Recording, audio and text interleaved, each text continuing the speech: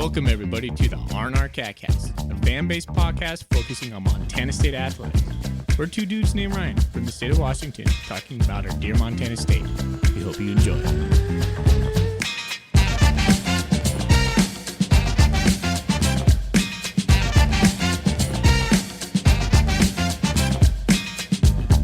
All right, welcome back, Bobcat fans. Thanks for joining us on an instant reaction show for the R&R Catcast. We're going to discuss the loss at Idaho, the 24-21 loss, and then we're going to break down some Big Sky games. We're here with Thorny doing a little bit of catharsis, but that will come mainly on Monday. We're going to try to stick to the facts right now, give you a little bit of the good, the okay, and the ugly.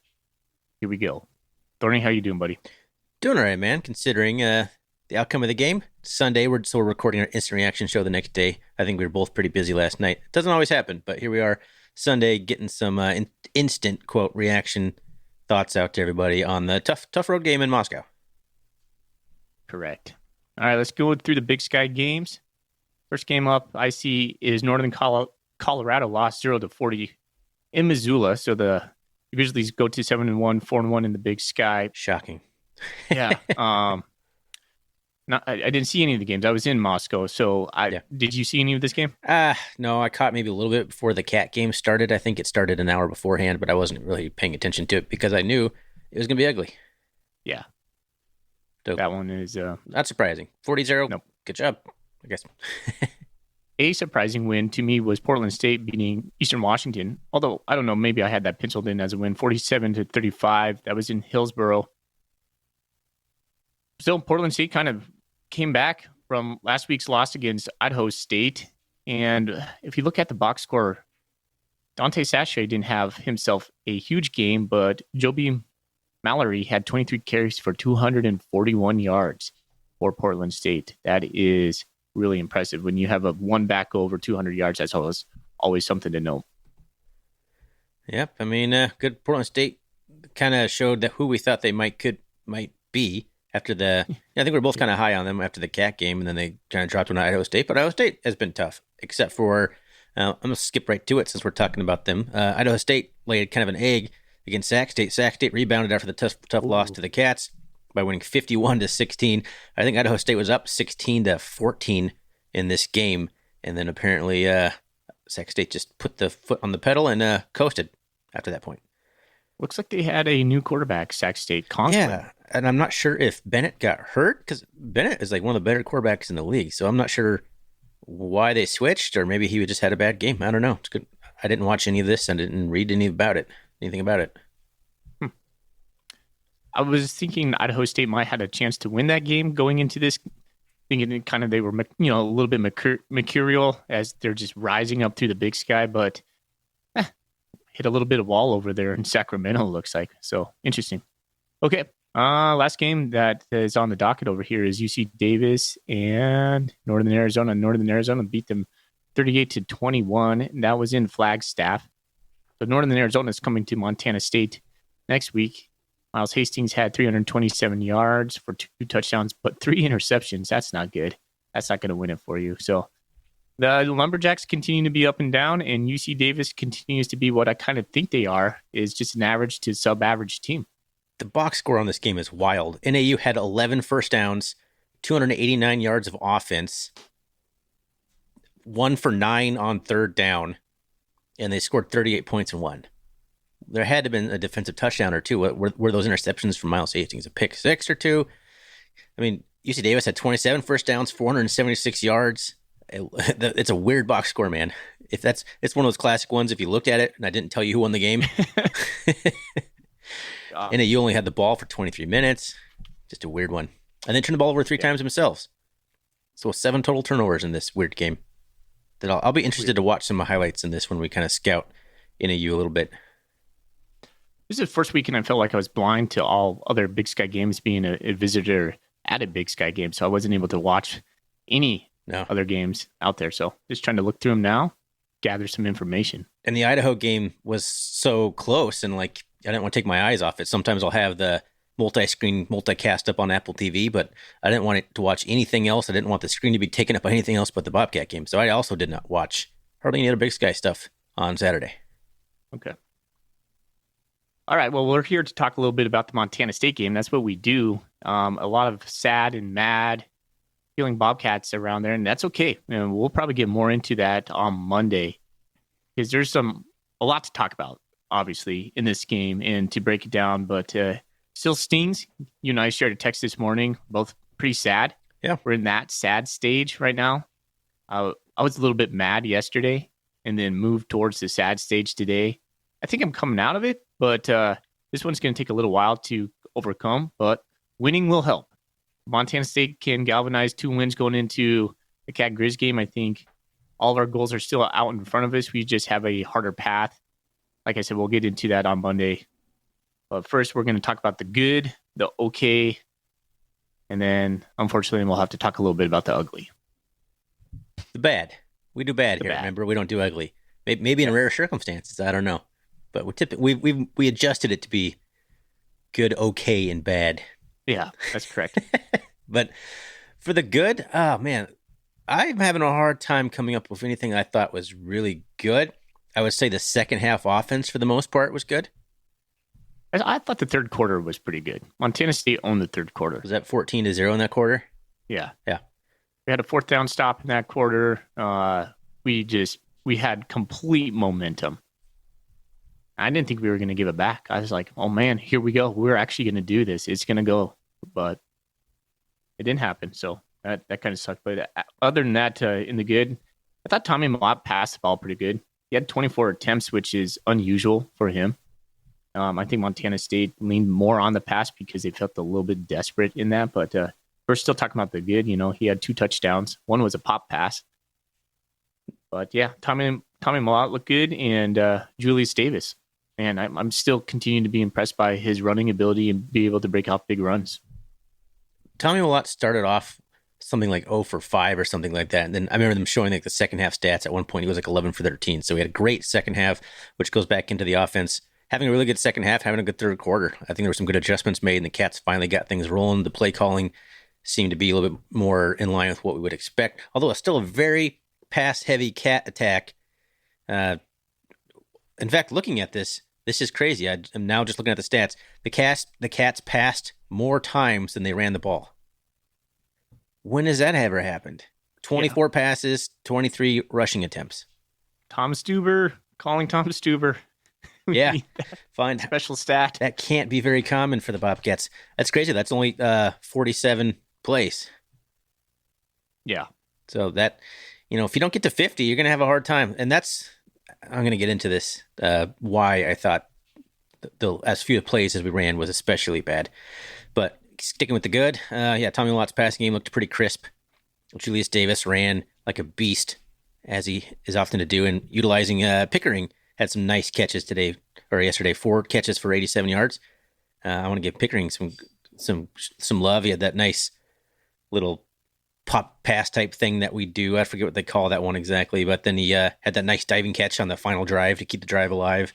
Had some good plays. We use that pass play to him probably twice a year, it feels like. And it always gains huge yards. Not sure why we don't go to it a little bit more, or at least disguise it. I'm not sure. Maybe we save it for situations where we really need it. Yeah. All right, let's move over to the okay.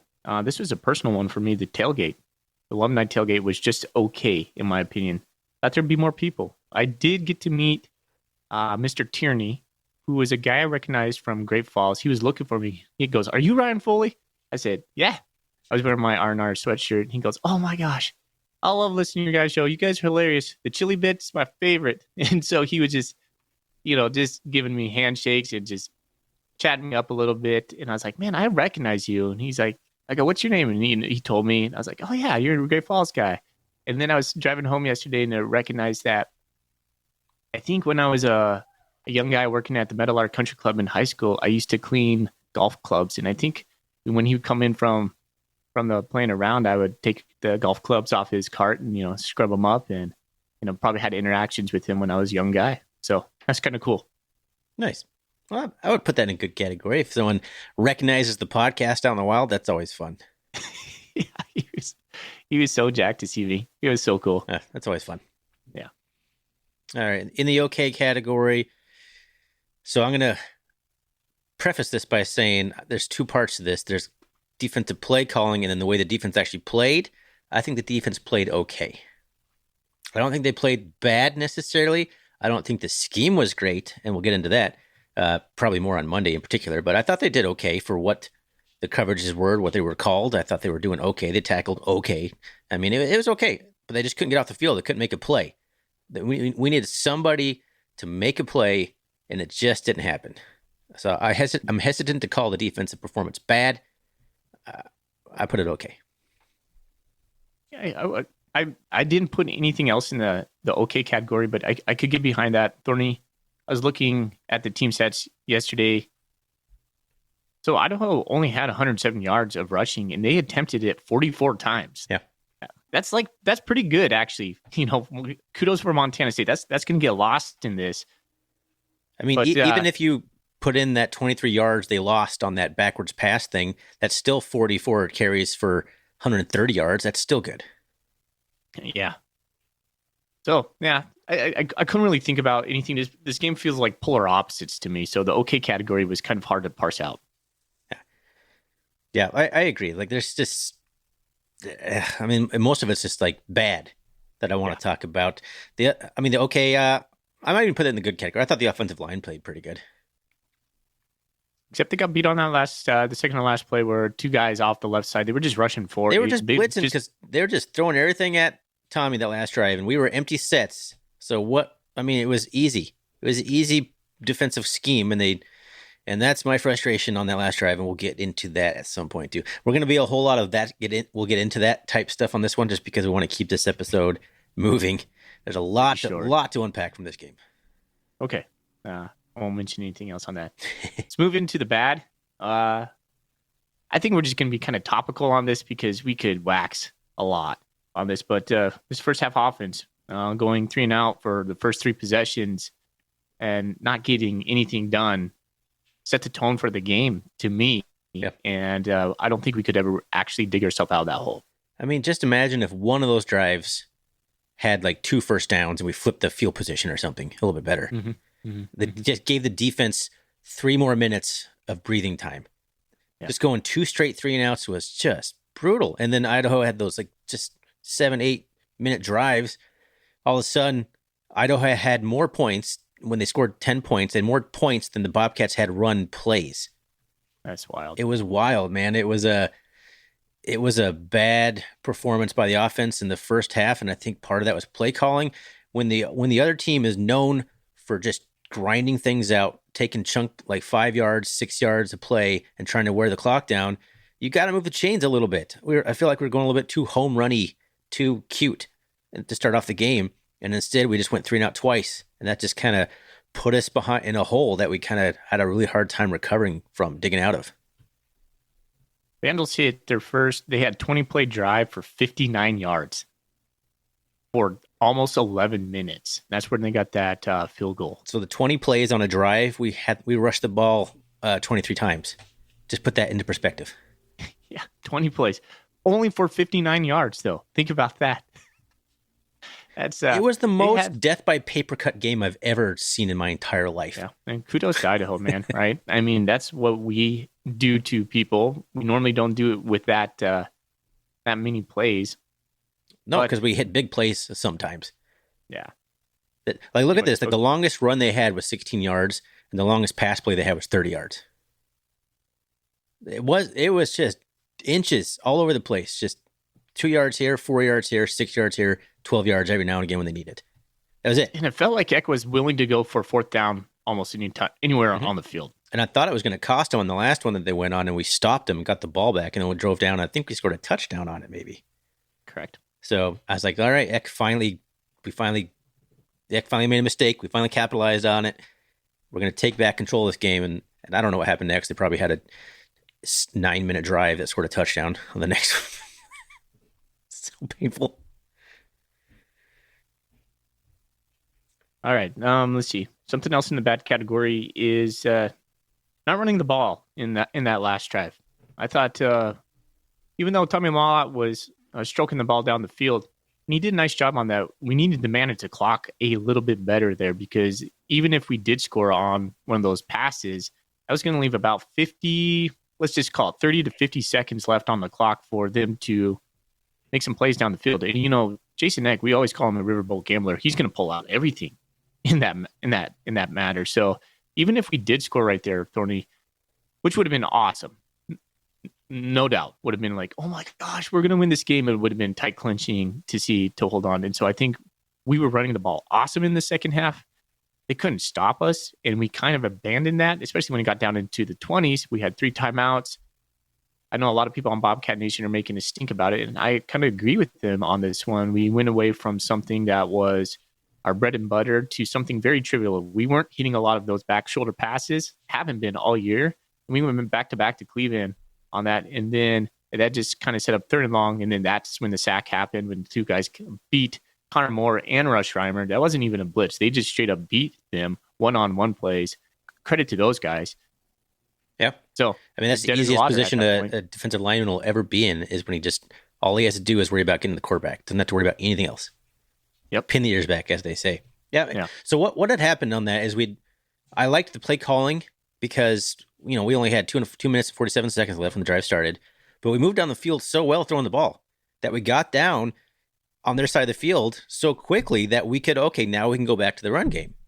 Because you did what you needed to do. You threw the ball, you moved the ball, and you got into position, and then we just kind of started throwing these fades. Like, when we still had over a minute left, we could have just kept grinding the ball closer, and then that's when you can do like a bootleg play action thing, and then Tommy just waltzes into the end zone for the game-winning score. Yeah. And instead, we threw it up to very well-covered receivers. Kudos to Idaho's secondary. They were like glue, and they all looked like they were taller guys, too. But they were well-covered, and we just kept doing the same thing. Like, it was just... Oh... I mean, even like with how much they were blitzing right there, you could have had a guy stop and then just do like a little out route, and then the guy cuts back in and he can run the ball up the field for 15 yards. Like, we didn't have to go for a touchdown on those. We had plenty of time. I was thinking we'd do like a quarterback draw or something. Make one person miss, get 10 yards, at least get it into chip shot range. Hopefully go to overtime at that point. There's no such thing as a chip shot right now, fully. That's the other bad thing we'll talk about. I don't want to rip on it too hard right now, but the kicking game is a problem. And did you have any faith that he was going to make that kick? I don't even know if I want to say. First, I want to say I just feel bad for the kid. Like, honestly, when it was come down to it, after I get done being mad and cynical, I just feel bad for the kid because, he just feels terrible. And kind of feels like he's been put in a position to fail a little bit, and we want him to overcome this for sure. Yeah, like it's a production type of position, and it's just not, you're not seeing the production right now, and it can't be personal at that point. You just got to say, hey, you got to make it shift. You got to do something different there, and it's really kind of disheartening as a Cat fan. I wanted nothing more than for him to have a redemption story. He makes that kick. All the other previous misses are like, whoosh, gone. Yeah. At least put in the very back of the mind. He had a chance to become the hero, and he missed it the same way he's missed every single kick, man. Just pushes it straight to the right. Yeah.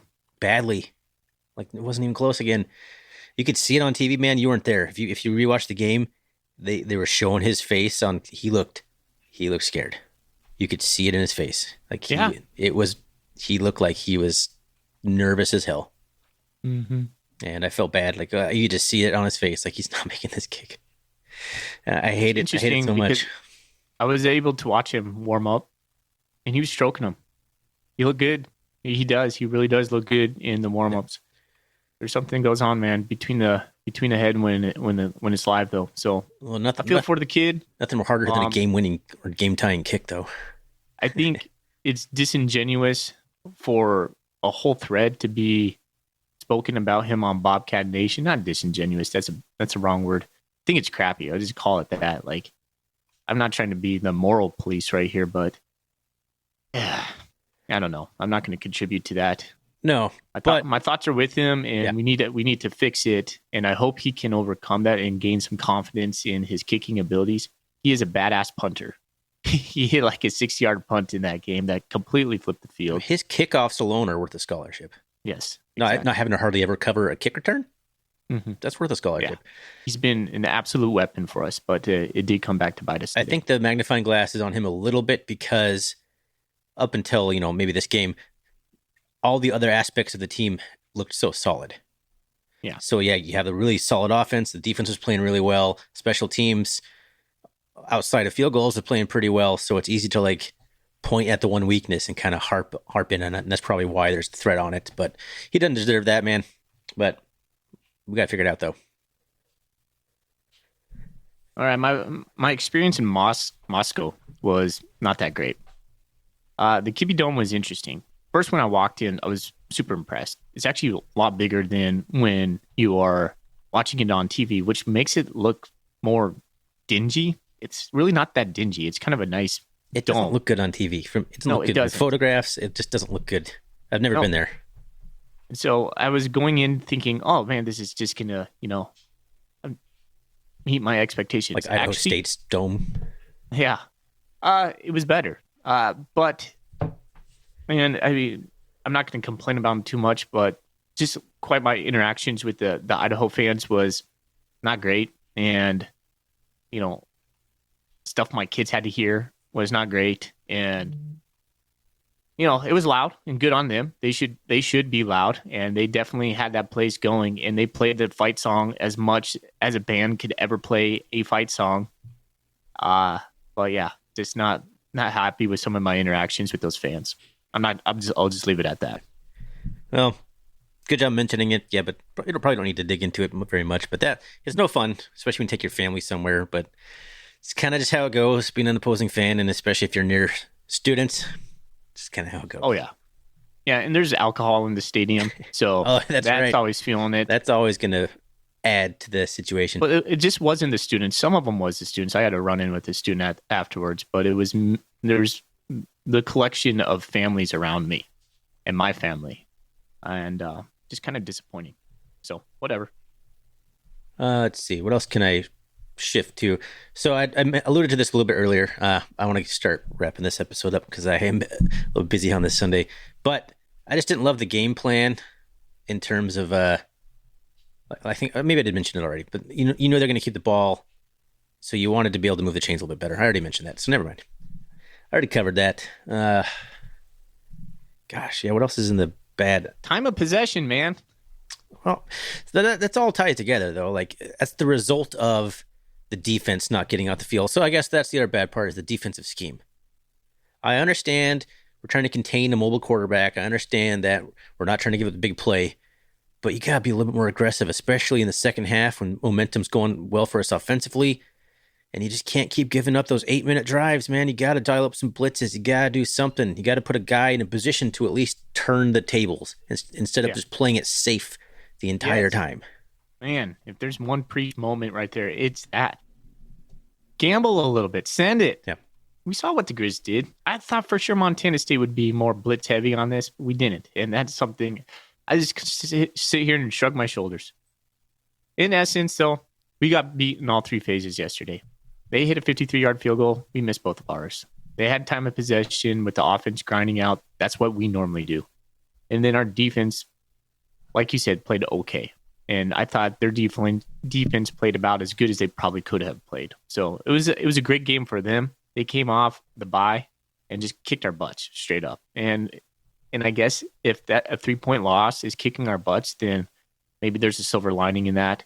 This could be a silver thing where Montana State circles the wagons now and then motivates them going forward. But it didn't have to be this way. We could have had, could have taken this one off the board and then come home knowing, okay, we probably just secured our position in the playoffs. We just got the 7th win. And we're looking at home field now for the playoffs if we continue to take care of business. But now, that's all up to chance now. So a little bit. Yeah. Here we go. Yeah, Idaho had a really good game plan, man. I put it on Twitter on the CatCast count. I said kudos to Idaho. They played a good game. People were kind of arguing with me with that. They did play a good game. Did they play a great game? I don't know if I'd say they're great, but they played a good game and they had a great game plan. And they executed the game plan. And it won. Mm-hmm. They won. It took a a dropped touchdown pass and 2 botched field goal attempts, but they won. Like Yeah. that's the ugly thing. Taco, buddy, you got to catch a wide open touchdown pass. You got to catch it. It was Moments so like that, deflating. right? Yeah. You can think back to a couple plays, but it is a collection of paper cuts. It's the fourth downs that they went 3 out of 4 on that just sit in my gut. But right now, here's what I hope the Cats are doing. I hope the coaching staff is looking at themselves in the mirror a little bit. Because I thought, if we're pointing fingers, we'll talk a little bit more about that. But there's some things that were like kind of questionable. And for the first time, I thought kind of Coach Vegan was outplayed or outcoached. Mm-hmm. And I haven't been able to say that often. No, We've praised Coach Vegan quite a bit and his staff, and it just seemed different. Whatever that was, it just seemed different. yeah. I mean, it's easy to sit here and say every time we lose, we were outcoached. So I'd be curious to go back and how do I feel that way about all of our losses? But yeah, I did feel like Eck and company did have a better game plan anyway. And so outcoached, if that's how you want to phrase it, sure. We'll talk about it more on Monday. There's a lot of coaches doing a lot of jobs, and let me in on positive. So here it is, Thorny. Being a fan at the game, I was able to watch the sidelines because you never get to see the sidelines on TV. Kudos to the coaches on the sidelines. Those guys are cool, calm, and collected, and joyful, and pump the guys up when they need to. But like when things are going bad, like they just huddle those guys up and they teach. They're great teachers, and those players have a rapt attention to those coaches. Coach Hal, Coach Johnson, our offensive line coach. Just great teachers on the sideline. That's really cool to see. There was no shaming. There we go. That's a good positive note to end on. And I don't really have anything else to say because we'll dive into anything else on Monday. So sounds good.